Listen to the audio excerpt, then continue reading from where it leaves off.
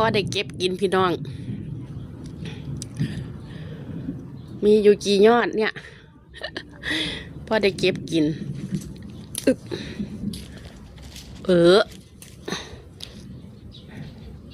มีอยู่ไม่กี่ยอดสิเก็บไปกินกับตำบักหุ่งเพื่อนก็ลงอยู่ตำบักหุ่งสู้กินเด้อ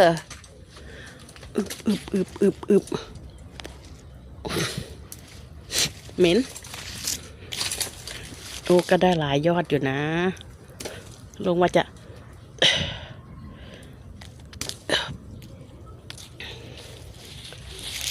ถ้าจะเอากันไกตัดเอากันไกมาอยู่เด้